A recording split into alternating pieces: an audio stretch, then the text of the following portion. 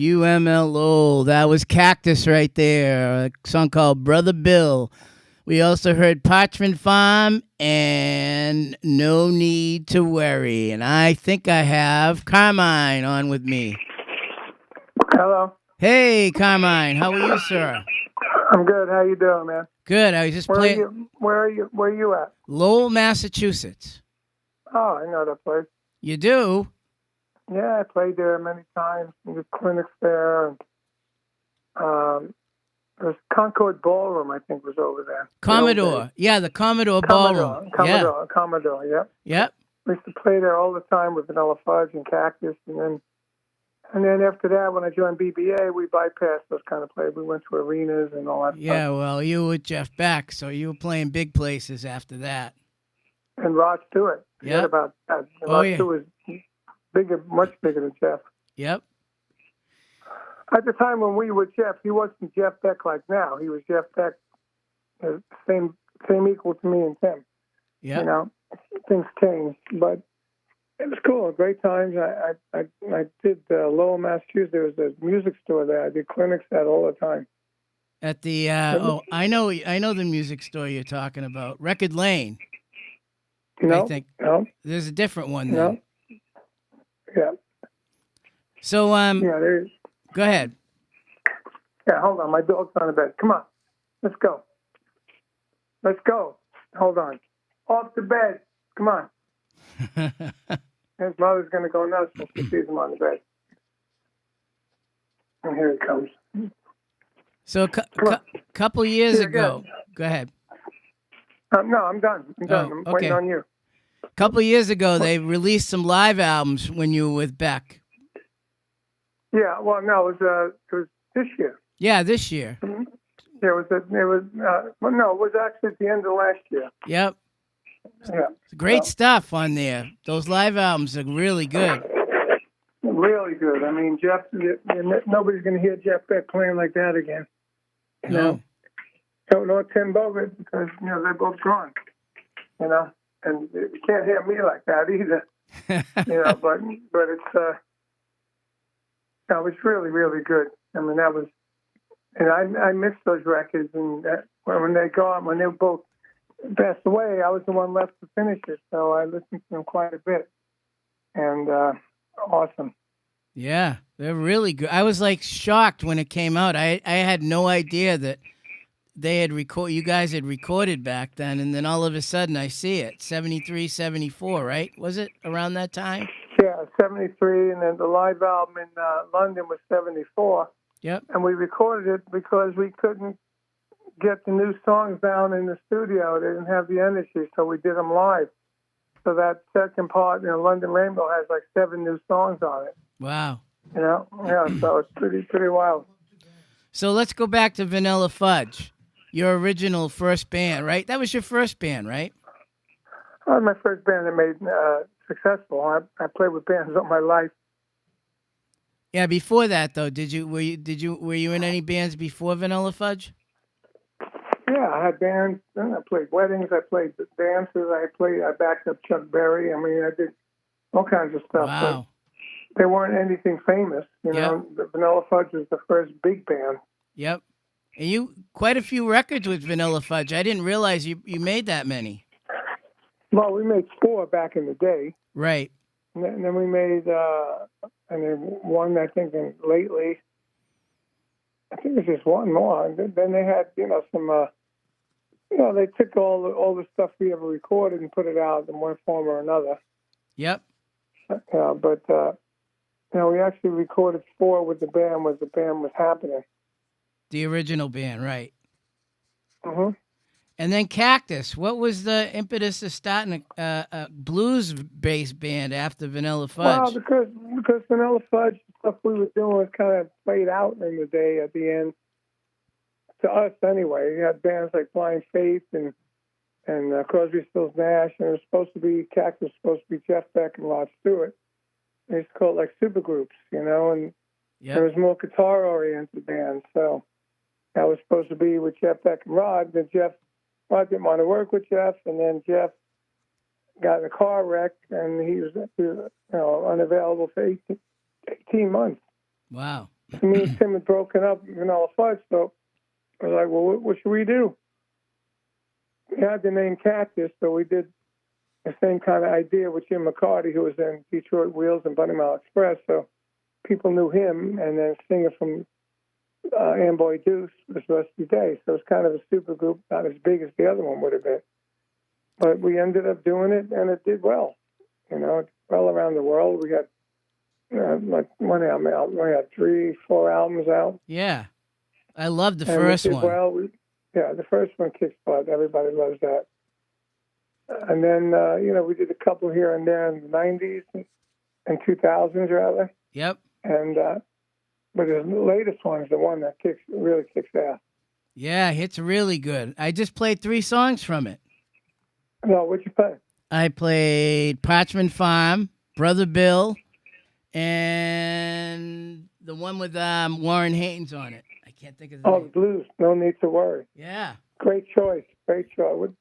That album was done in individual studios. It started with my drums by themselves, which is a difficult thing to do anyway. But because I knew these songs so well, I was able to do it. But even so, it's hard putting a click on.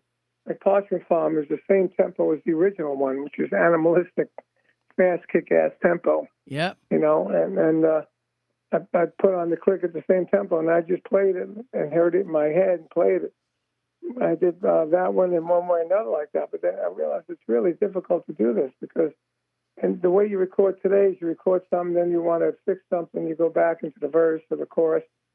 But just being that there was just drums, I didn't know what chorus or verse I was at, so it was a bit of a hassle. So I had to come up with a way to know what I was doing. And while I could play to something rather than hear it in my head. So I basically put the click down, and then I recorded myself singing it like evil. I went like bomb, bomb, drum fell down, and down, da, down, da, down, da, down, da, down, da, drum fell down, down, da, verse, chorus. And I went through the whole arrangement like that. And then I played to it, and I said, wow, this is good. I got something to play to now. And I don't have to concentrate on thinking about it. I already did that, and I just had to play that. And that's the way it worked. So I did the next 12 songs like that. And you got a lot of great people on it, too, that from both blues and rock all over it. Well, I mean, there's always been a blues rock band, and it wasn't my idea to do. It was the owner of the label, Cleopatra, Brian Pereira. He called me up one day and said, hey, if he released, like a radio concert or Cactus, he released the very first gig we ever did. Somebody recorded on a reel-to-reel. They remastered it and released it and got great reactions from it. So he said to me, you think we could do an album with a lot of people that Cactus influenced? I said, yeah, I can do it. I don't know if you ever heard of my Guitar Juice records. And my Guitar Juice records in the 90s, I had every great guitar player on it. I had 37 tracks of great guitar players, So thinking back to that, I said, yeah, I think I could do that. And I think there's a lot of people who Cactus influenced. I knew Billy Sheehan. I knew King's X. I knew Van Halen. I knew Ted Nugent. I knew those guys were influenced by Cactus. I knew Joe Bonamassa was influenced by Cactus. And I said, yeah, I think we could do that. Let's go work out a budget and let's do it. So we did. Once I got the drums down, then I sent the tracks to the singer who was on there who played guitar and harmonica, and he put a guitar on. Then we put my Cactus bass player on it, and then we had a demo. Yeah. And then I would call people and say, Ted, you want to do this here? What song? Okay. One way or another, we're going to put Doug Pinnick on one way or another, singing, playing bass. Okay. Oh, he said, oh, cool. So I did that and sent it to him. He did his. Loved it. That's the way everything went. That's great. It just kind of fell into place. It did. And then I was noticing while I was doing it took about a year to do this thing. And what I was noticing is like my buddies Foghat, my other friend Robin Trower, and a few other bands like that, were going all over the blues charts on Billboard. And I said, well, they were as blues rock as we were. Yeah. So why not market it as a blues record like they did? Yeah. So I called the guy that owned the label, Brian. I said, look, we should market this as a blues record, not like a blues rock record, but a blues record, as Bogert is doing, all these rock bands from the 70s are doing, and they're getting on the Billboard charts, blues charts. I said, I haven't been on a Billboard blues charts in I don't know how long, 1989 maybe, Yeah. So he said, yeah, let's call it Temple of Blues. I said, okay, originally we're going to call it Cactus Influences and Friends, because that's what I thought everything was when I found out more influences than friends. Yeah. And so he said, let's call it Temple of Blues. We already had the crazy cover, which we had the idea to do. Everyone that played or had to do with the album is on the cover. Yeah. Almost like a Sgt. Pepper. So once we came up with the Temple of Blues, then we changed the artwork, make it look like everybody was in the temple. And all the artwork around the CD and the LP was all temple-oriented, and it came out fantastic. And then we started doing interviews, and, we're looking at pre-orders, and it was like number 3 and number 4. Yeah. Number 2 on was the Amazon pre-orders. And then when it hit the Billboard charts, it broke into number 3. I couldn't believe it. Oh, yeah. I couldn't believe it. I said, wow. I thought maybe we'd get 25 and move up a bit at a time. But to break in at number 3, yeah, blew my mind. People know who you are, though. You've been around. So, yeah. Name recognition is a big thing out there these days. Yeah, and everybody else on the record. So now that opens up the door for Cactus to do another blues album, like taking Howlin' Wolf songs and redoing them like Cactus. Yep. Or doing, other people, Muddy Waters. And, is that what's coming? Just redoing it. Is it coming? Well, it's going to come. I mean, not right this second because I'm really busy doing now. I play, and we're doing Cactus gigs. I have another thing called a Rod. Tonight's the night. It's a Rod show. I have a guy that's exactly like Rod, and they got me and the girl that played with Rod 14 years, Sax. And we do these theater shows, and we sell them all out, and it's amazing. And we talk about the Cactus records, we sell it there, and so I'm doing that. But if the label decides we're going to do it, it might take a minute. We don't have to do it right this second. I might take a minute. It may take a minute to do it. And I'll get the Cactus band itself, where everybody has a studio. Yep. To actually pick the songs, arrange it, and put them down, and then bring in some guests to guest on it, And we can just call it Cactus Plays the Blues. There you go. Simple. So tell me about your time with Rod Stewart. You were with him with almost 5 records. Yeah, I was with him for 7 years, and that was the biggest time for him. He was the best frontman, the best vocalist of the day. We did 6 nights at the Forum in L.A., 5 nights at the Garden, 4 nights at Cobo Hall, Boston Garden, like 4 nights. Everywhere we went was multiple nights, like 100,000 people in each big city. Went to Australia, we did 38,000 in a stadium and 6 nights at 6,000 feet. It was 48,000 plus 35. It's ridiculous. Yeah. And he was the biggest then. He was like unbelievable. He was great. And that's what I do with this Rod show. We recreate those days, not the 80s. We do like the beginning. We have another drummer, and we do like 5 or 6 80s songs. Forever Young and all those. Ted Nugent used to call him the wimp rock of Rod. And then we take a break, and with the other drummer played, and then we take a break.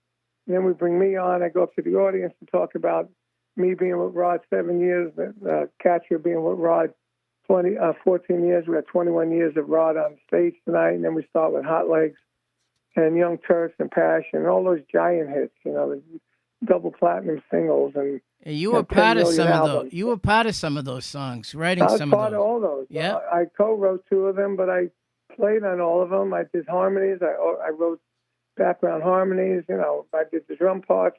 Everyone thought I wrote Hot Legs because the drums are so prominent, And then by the end of it, we did Do You Think I'm Sexy? I mean, I played Maggie May so many times.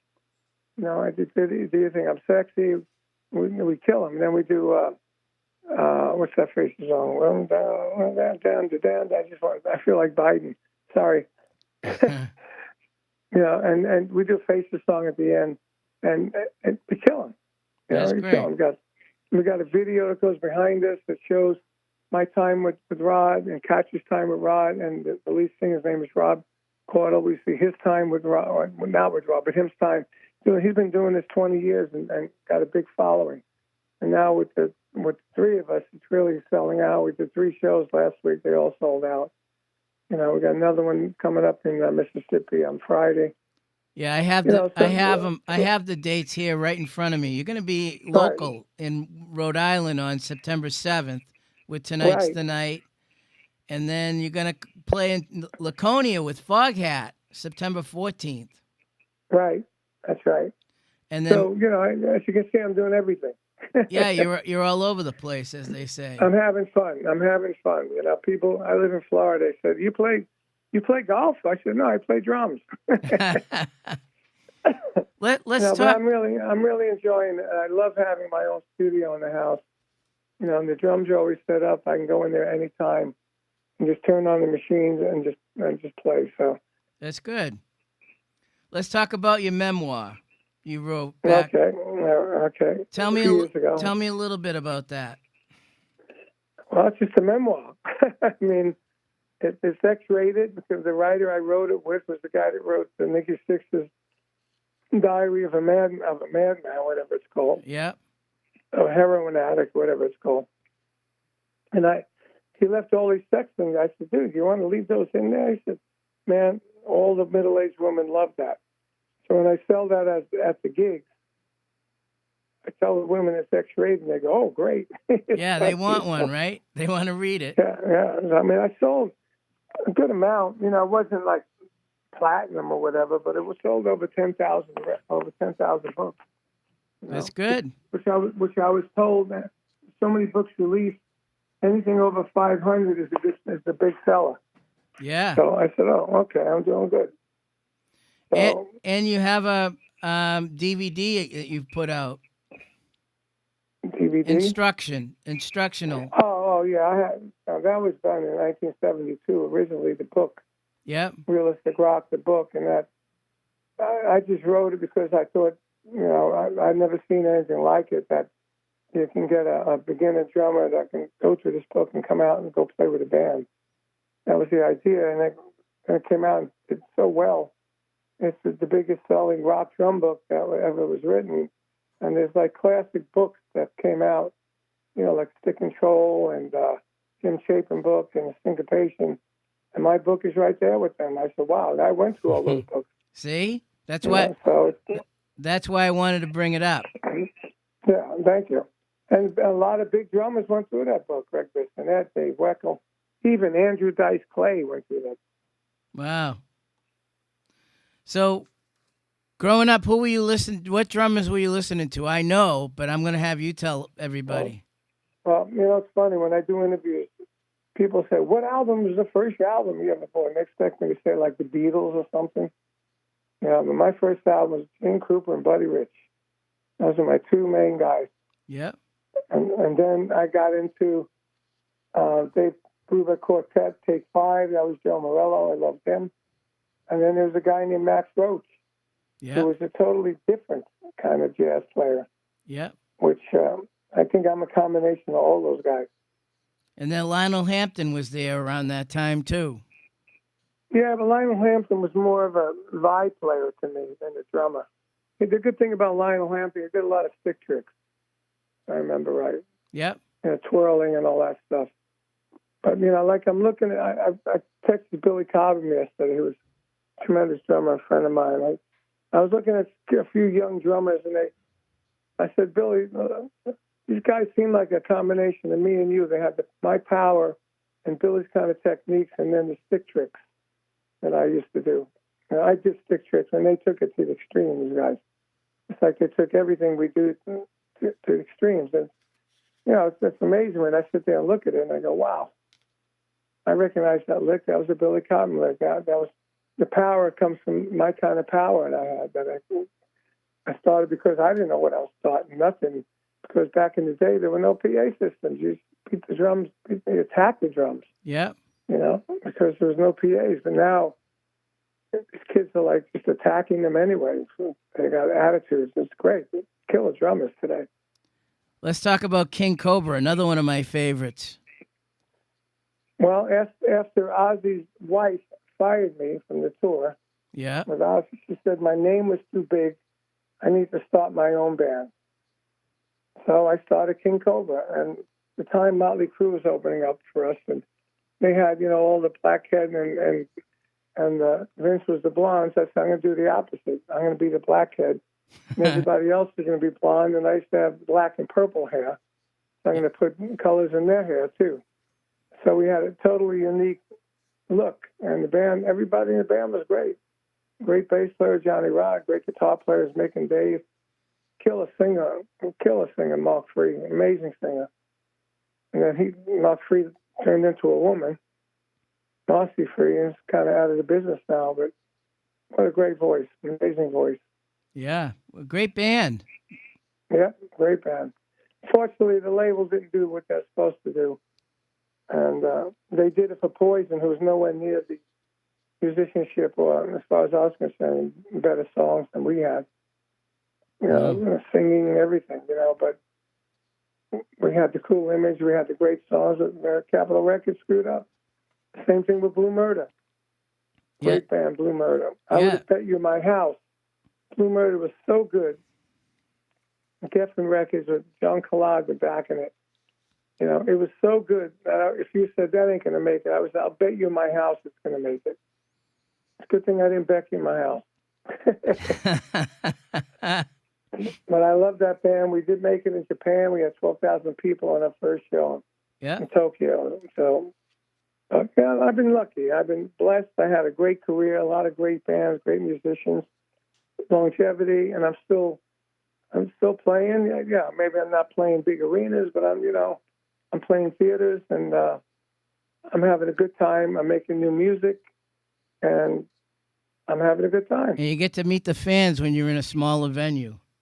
I do, and I like it. I like it, especially when we finish a gig and we go out to the merch table and meet people. And, you know, I get people like the other night in Florida. I'm from 40th Street, where you grew up. I said, oh, wow, I remember when you used to play on the porch of your house. You remember Andy and Joey down the street? I said, no, wow. I kind of don't remember Andy and Joey down the street, but you know, it's nice that this chick was my friend who I do remember. I talked to her. It was his sister. Yeah. You know, and it's really nice. You know, I get people that come from the neighborhood, but when I feel bad when they go, I saw you in 1968 at the Commodore Ballroom. Remember me? Yeah. No. No. I can't remember you, you know. Well, you know, it's nice to meet him, shake their hand, take a picture with him. Yep. You know, they buy some merchandise, they buy a shirt, they buy something, you sign it. It's good. You know, it's good. I learned to be cordial like that from doing the clinics. Just the clinics, I'll be playing with Rod Stewart in arenas, and then I do my clinics, you know, in front of 500,000 people, and then even crazier when I play with Ozzy in arenas, I would do a master class and have 30 people there, you know, and I would sign autographs for the 30 people, and I'd give money to charities, and it was great. You know, I did a lot of great things in my life, and I'm proud of it, and you know, I'm still basically a nice guy. I'm not a pop star, rock star that don't care about people, you know. No, you just keep going. Like the Energizer Bunny, never stop. That's right. That's what people called me. Some people say, you're like that Energizer Bunny there. You know, but look, I mean, Buddy Rich, my idol, he played until he couldn't anymore.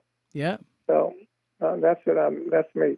I'm going to play until I can't do it. Well, even if I play and the next day I got pains in my back like I did, you know, you go to chiropractor and you feel better. You know, you got arthritis somewhere in your body that hurts, you get a cortisone shot. Yeah. You know, you try to keep yourself going. And seriously, I mean, my friends like Nico McBrain, he lives down here, Iron Maiden, he plays golf all the time, seriously, you know. But I don't play golf. I mean, I play drums. I have the studio. I did so much work in that studio. I've been taking a break now after this Cactus record because I did, a Vanilla Fudge record in there. I did 2 instrumental records in there. I produced a couple of people in there. I did so many things in my studio. And then the Cactus record, it took a while. The King Cobra record, I'm almost like recorded out, if you know what I mean. Yeah. Now it's time to play some live gigs and then get more inspired and then come back there and do the Cactus Plays the Blues record.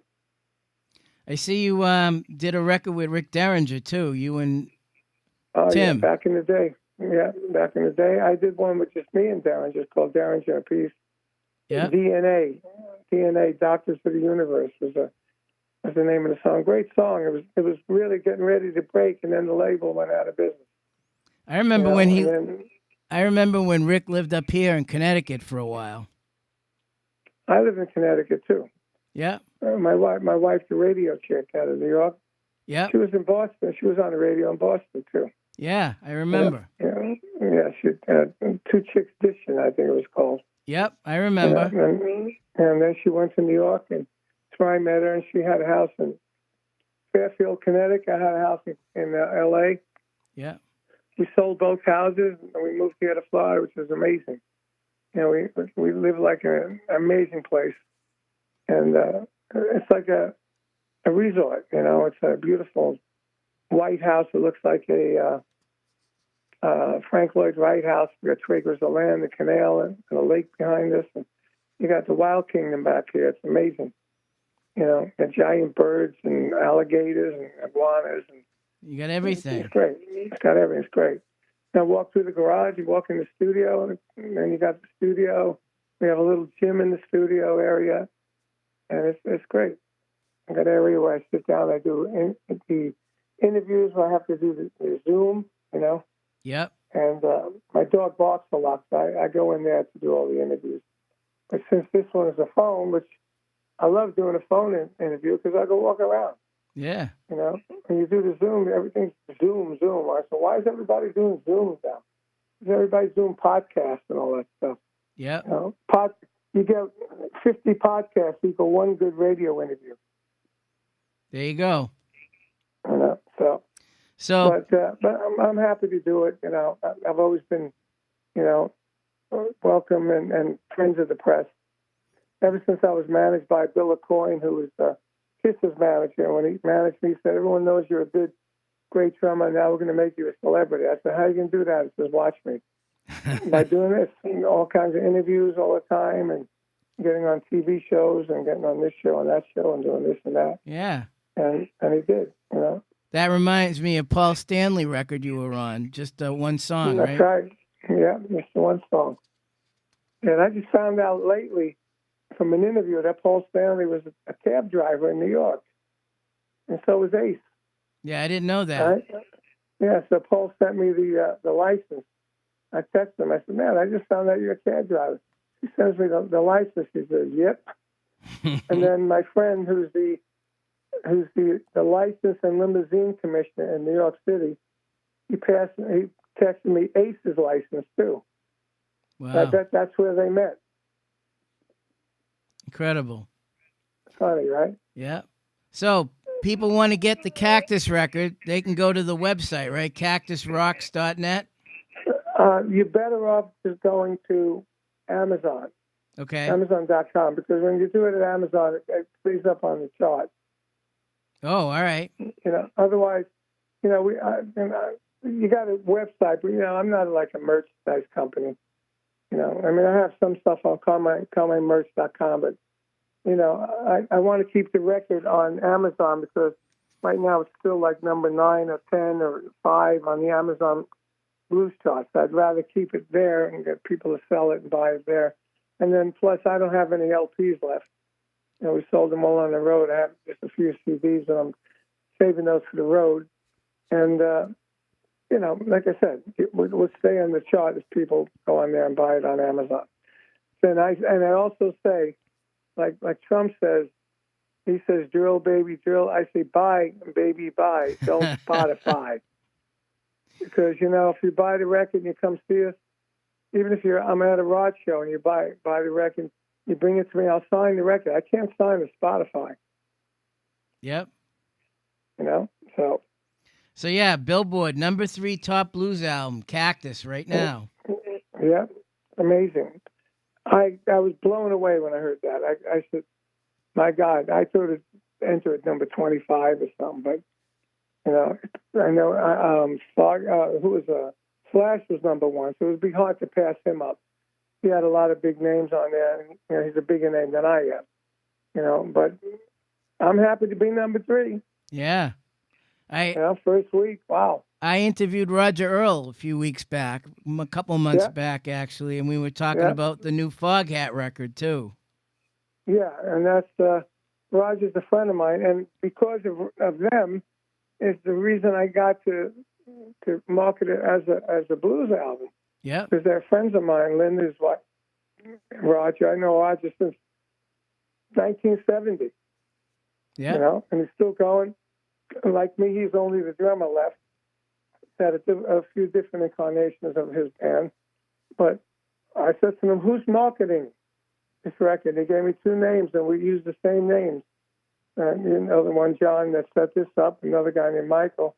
Yeah, I did so many interviews, 3 a day, 4 a day, you know, and they're still going. I got another 15 interviews scheduled, you know, in the next couple of weeks. That's great. So, you know, and it worked.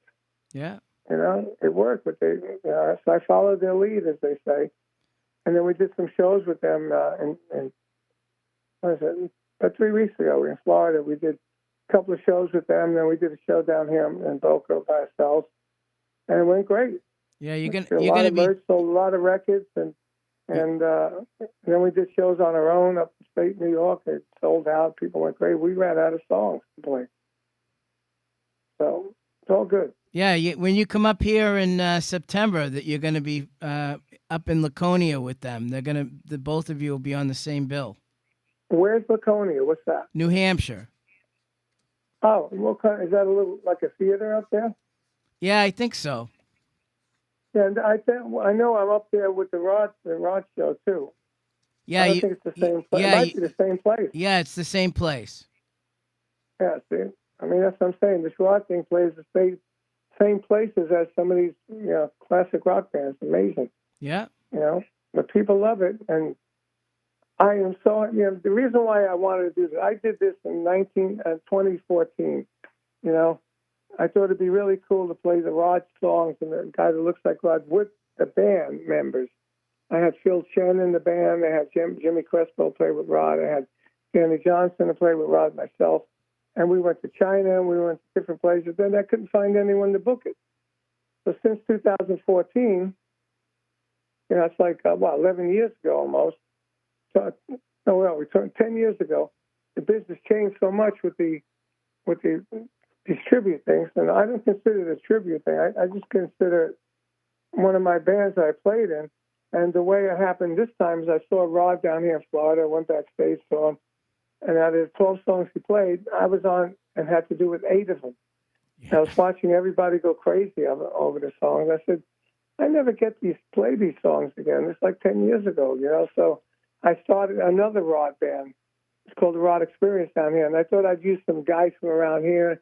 I used the guy from 10 years ago. He wasn't happening that well anymore.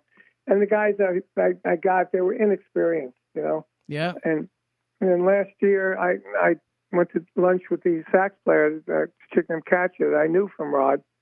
And I said, what are you doing? She goes, I'm playing with this guy named Rob Cardle. He does a Rod show. I goes, how is he? He says, he is amazing.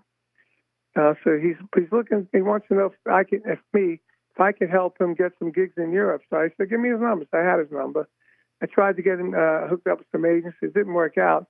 But then when my other Rod group didn't work out, I called him. I said, where are you playing? You're playing in Florida anyway? He says, yes. I went up to where he was playing, and I was blown away how good this guy was. It was like Rod in 1979. It was like Rod. And so I went up and jammed with him. The audience went crazy. And then he came up to me and said, why don't we be partners? And I said, in the back of my head, I said, this is exactly what I wanted. You know? You kind of walked into it, right? I walked into it, and here's a band. He's got a great band. I didn't have to put the band together. She's in it, who I knew, and she's a great sax player. Great, she looks great on the stage. His band, but then I went in. I started everybody in the band wore black, and the guitar player had like a half balding head. And I said, "Dude, are you guys a backup band, or are you guys the band?" They said, "No, we're the band." I said, "Well, look like the band. Stop wearing black." Rod shows were happy party shows. So I got them all dressing up in bright colors. I put a hat on that guy with the head, you know. And matter of fact, the next gig we did, the agent that booked it came up and said to Rob, the singer, "Who's the new guitar player?" He said, "No, it's not new. It's still Steve." He said, "Wow, he looks great. He sounds great. You know, if you look great and you play great, you're going to look better." Yeah. As a whole. So now the band is looking great. Now I put together the video that goes behind us, and you know I brought in confetti and shoot confetti off and balloons, and he kicks out soccer balls, and it's freaking great. Yeah, just like came up with a great logo. You know, it's killer. That's great. One last thing One last thing I wanted to ask you about is your 25th anniversary Guitar Seuss set that you have on your website. The what? Guitar Zeus. Yeah. Guitar Zeus. Well, that's the box set also, but they separated them. Those can be gotten on my Carmine CAmerch.com. And you know, those records have. When I did those records in the 90s, everybody was like broken up. Neil Sean wasn't with Journey, Brian May wasn't with Queen, you know, all that kind of stuff. Flash wasn't with Guns N' Roses, you know. And now everybody's huge again. Yeah. And they're all on my record. And it's a great, great record. It's all original songs. And the only song that's not original is Do You Think I'm Sexy with me and Pat Travers. You know, because I did two records with Pat, and I love Pat. Yeah. Pat's on this Cactus record, of course. And that record, it never dies. I did it in 95. I sold 80,000. 120,000 the first time, 80,000 the second time around the world, everywhere but here. You know, I made lots of big money from it. I paid everybody well, and then we released it here, and it didn't go well with the label. Went out of business, and then the next thing, and then, you know, 25th anniversary box sets where they made too many of them. You know, so now I have a whole closet full of the LPs, you know, and I got some small CDs of the other ones, and you know, I got a fair amount of guitars and stuff. So if anybody wants to get those, I mean, these records are amazing. I always consider them the Beatles meets Soundgarden meets Blue Murder. Yeah, that's what they sound like to me. And people can get them going direct to your website, right? Yeah, they go to CarmineMerch.com. That's what it's called. CarmineMerch.com. Yeah. I can tell your accent. Carmine Merch. Yeah. I'm from Packet Con Harvard. You got you got it. Yeah, that's great. Carmine, thank you very much for taking some time out of your busy schedule and busy day. I really appreciate it. Well, no problem. Let's do it again when the Cactus Plays the Blues comes out. Yeah, I can't wait for that. I will. I'm already thinking about some of the songs that I liked on the Helen Wolf album that Evil came off of. Yep. You know, yeah, and I'm already thinking about some songs, what to do. So it may not, you know, it may take a year, you know, but this one's still going to be going. So. Yeah, cool. When you decide to put that one out, we'll do another interview. Talk about it. Oh yeah, without a doubt. Or when we come into your area with the Rod show or the Cactus show, we can do another one. Okay, sounds good. Okay, very good. Sounds good, man. Thank you. When we're coming in there, just give John a call so you want to do it. I will. Okay. All right, okay, bro. Thank you. Man. You're welcome. Bye. Bye-bye. All right.